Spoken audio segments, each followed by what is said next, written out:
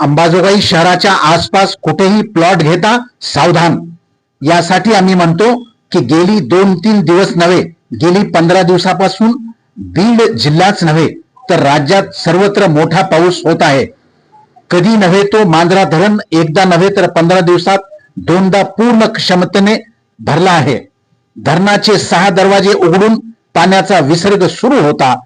वरुण राजा सलग बरसत आहे। धरणाचे पाणी मांजरा नदी काठच्या गावच्या शेतकऱ्यांचे किती नुकसान झाले असेल पावसाने उघडीप दिल्यानंतर जनतेतून आवाज उठेल तेव्हाच कळेल। अंबाजोगाई तालुक्याचा विचार केला तर वान नदीला प्रचंड पूर आला आहे। नदीवरील पुलाची अवस्था पाहिली तर किती दिवस तो दम काढेल सांगणे कठीणच आहे। त्या पुलाने डोंगर पट्ट्यातील गावाचा संपर्क तुटू शकतो। तालुक्यातील अनेक गावच्या नद्या नाल्यांना पावसाने वेढले आहे।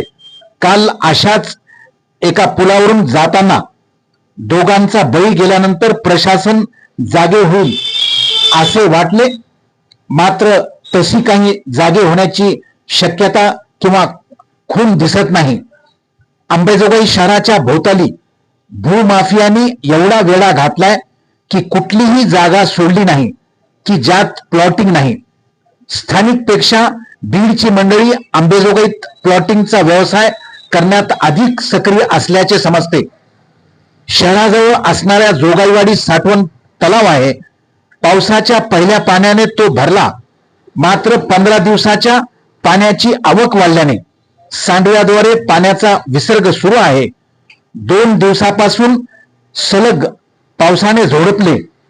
आजही हवामान खात्याने पुन्हा अतिवृष्टी होण्याची शक्यता वर्तवली आहे। अंबाजोगाई ते वाघाळा रोडवर एक पूल आहे, त्याच्या खालच्या व वरच्या बाजूने भूमाफियांनी पूर्ण प्लॉटिंग केली आहे। अंबाजोगाई शहरातील अनेक मातब्बर नेते, व्यापारी, अधिकारी, कर्मचाऱ्यांनी यात आपली आर्थिक गुंतवणूक करत प्लॉट खरेदी केले असल्याचे समजते। अनेकांनी घराचे बांधकामही सुरू केल्याची माहिती मिळत आहे। कालच्या पावसात जोगाईवाडी साठवण तलाव भरल्याने पाण्याचा विसर्ग एवढा सांडव्याद्वारे वाढला की हा रहदारीचा रस्ता बंद झाला आहे। दोन्ही बाजूच्या शेतातील प्लॉटिंगच्या खुणा पार मिटून गेल्या आहेत। सर्वात महत्वाचा भाग म्हणजे भूमी अभिलेख विभाग असो नाहीतर रजिस्ट्री करणारे रजिस्ट्रार कार्यालय, साठवण तलावाच्या खाली येणाऱ्या जागेत प्लॉटिंग विक्रीला हे कार्यालय परवानगी देतेच कसे, तसेच रजिस्ट्री ऑफिस मध्ये याची रजिस्ट्री होतेच कशी। भविष्यात असाच पावसाचा जोर कायम राहिला गेली अनेक वर्षापासून दुर्लक्षित असलेल्या जोगाईवाडी साठवण तलावा दुर्दैवाने जर फुटला किंवा अप्रिय घटना घडली तर काय परिस्थिती या परिसरामध्ये निर्माण होईल सांगता येणे कठीण आहे। 8 दिवसाच्या पावसाच्या पाण्याने हे रौद्र रूप धारण केले।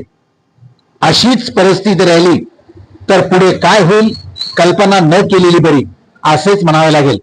या पाण्याने रेणा नदीत आपला मोर्चा वळवल्याने रेणा नदीच्या काठी असणाऱ्या अनेक शेतकऱ्यांच्या शेतीचे प्रचंड नुकसान झाले आहे। पावसाने उघडीप दिल्यानंतर या भागातील शेतकऱ्यांचे या पावसाच्या वाहण्यामुळे किती नुकसान झाले हे समोर येईल। तोपर्यंत वाट पाहणे एवढाच पर्याय आपल्या समोर शिल्लक आहे एवढे मात्र नक्की।